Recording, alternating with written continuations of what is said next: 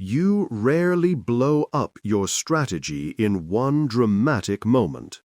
You bleed it out through tiny exceptions. The just this once meeting.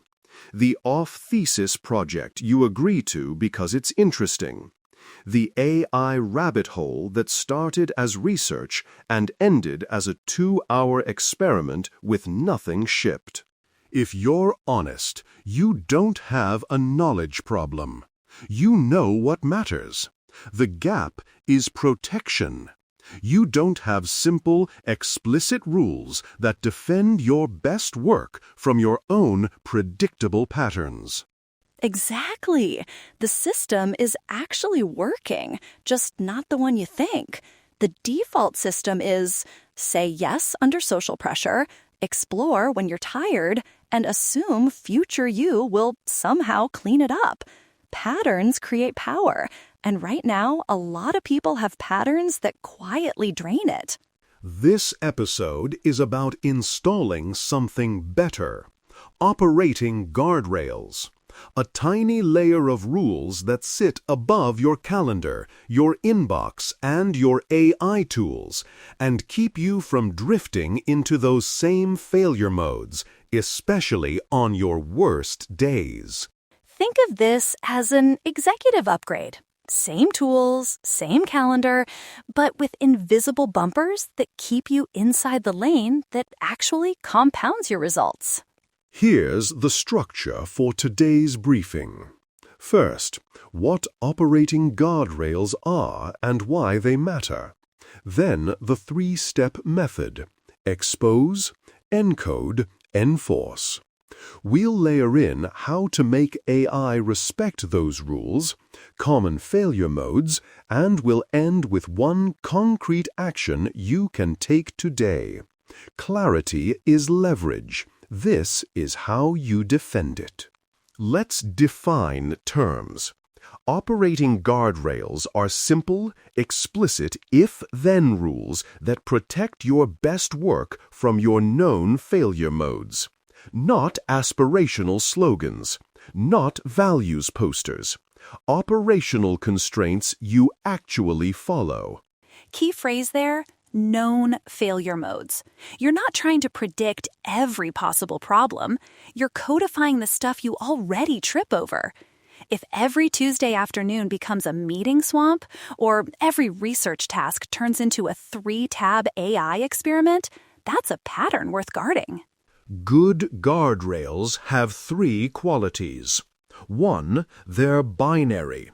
If this, then that. No interpretation. 2, they're local.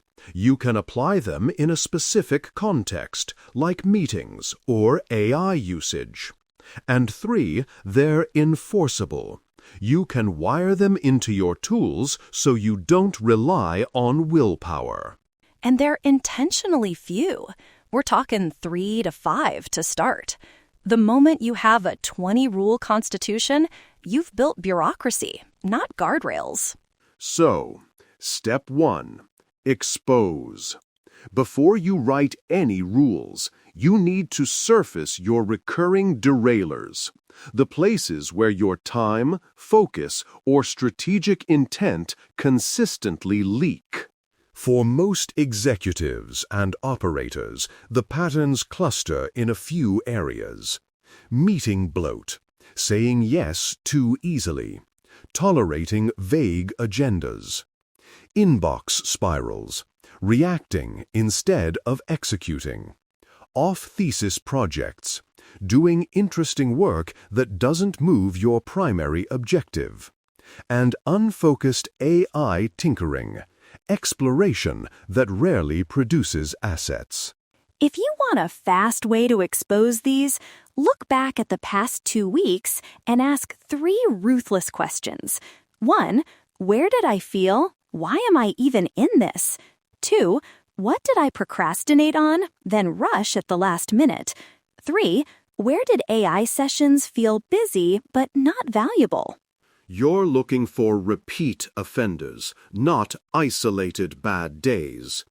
If you catch phrases like, I always get dragged into, or I keep ending up in. You've found a derailer. Name it. Write down 3 to 5 of them. That's your raw material. And be specific. Too many meetings is vague. Decision-free status updates with 10 people is specific. The system reveals the truth when you describe reality in concrete terms. Step 2.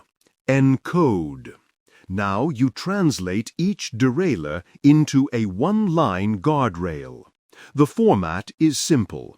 If X, then I, Y. If a meeting lacks an agenda, I decline or request one. If a request is off thesis, I park it in a backlog instead of accepting on the spot. Let's run through a few examples. Derailer. I say yes to meetings because the person is important. Encoded guardrail.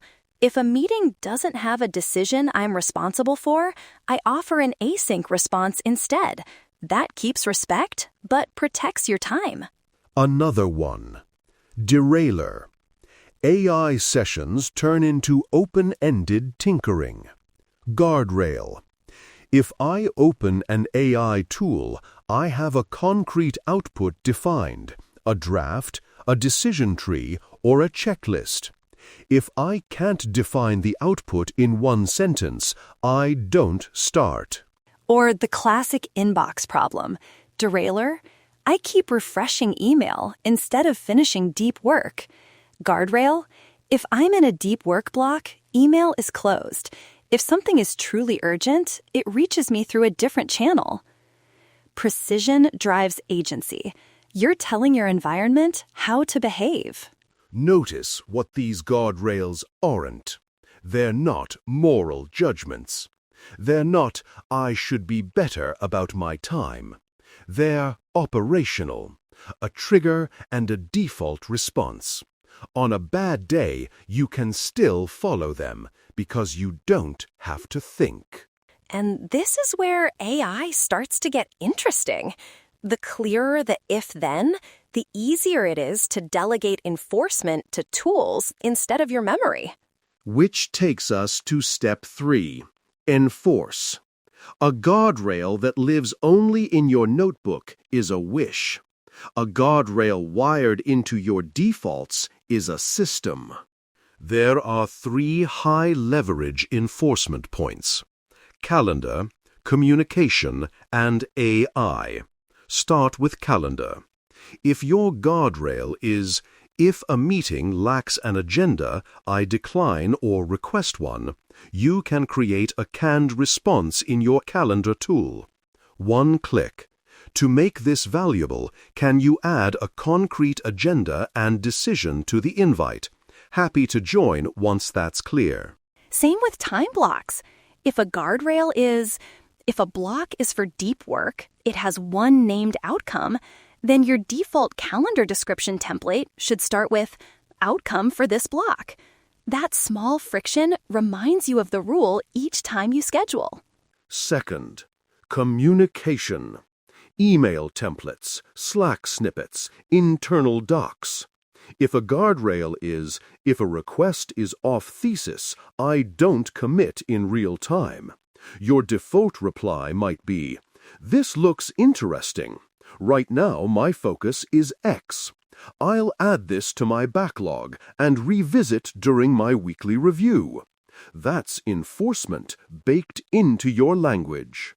You're standardizing your no, or your not now, so you don't have to emotionally improvise every time. That's what usually breaks guardrails. Social friction in the moment. Third, AI.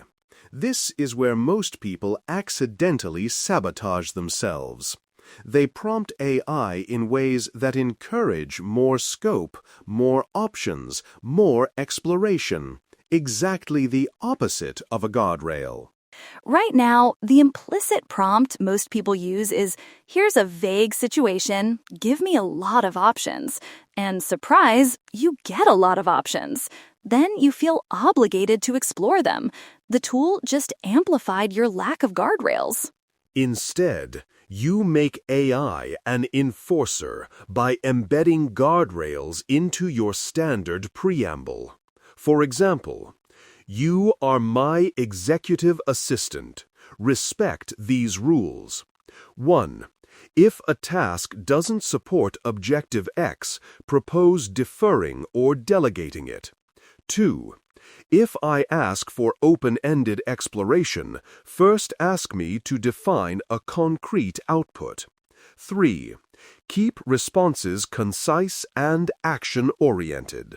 You can also instruct, if my request conflicts with these guardrails, highlight the conflict and suggest a smaller, aligned action. Now AI becomes the colleague who says, "Are you sure you want to do that?" instead of the one egging you on. The point is simple. AI should narrow and sharpen your actions, not widen and diffuse them. That only happens if your if-then rules are explicit enough to be encoded in prompts, not just in your head. Of course, there are failure modes, and they're predictable. The first is overproduction, writing 10, 15, 20 guardrails because it feels productive in the moment. If you hear yourself building a constitution, stop. Hard cap, 3 to 5 guardrails to start. Enough to cover your biggest leaks, few enough that you can recall them under pressure. You can revise later, but you need a small set you actually live by. Second failure mode, vague wording. Guardrails like, "I prioritize strategic work," are useless in the moment. You want, "If I'm choosing between reactive and strategic work during my best energy block, I choose strategic." That's testable. You either did it or you didn't. Third, selectively ignoring guardrails when stakes feel high. The "yeah, but this person is important" exception. The reality, if your rules only apply when it's easy, they're not rules, they're preferences. A practical fix is to name, in advance, the few legitimate exceptions. For example, this guardrail doesn't apply to my board, my direct manager, or my top 3 customers. That way, you don't have to negotiate in the moment. The edge cases are predefined. So let's bring this down to one concrete move you can make today. Action step. Write 3 guardrails, not 10. 3. 1 for meetings, 1 for focus, 1 for AI. For example, if a meeting has no agenda, I request one or decline. If I'm in a deep work block, I don't open communication tools. If I use AI, I define a specific output before I start. That's a complete starter set. Then wire at least one of them into a default today. Add the meeting response template to your calendar. Or edit your AI preamble so it knows your rules. Or update your email snippets with your off-thesis response. Patterns create power. 3 tiny rules, actually enforced, will do more for your leverage than another dozen productivity hacks you never apply. If this was useful and you want more 10-minute briefings like this, one core idea, concrete applications, AI aware by design, follow the show, hit subscribe, and make sure the next episode is queued for your next commute or walk. Clarity is leverage. Guardrails are how you protect it. Make your next move count. And as always, stay agentic.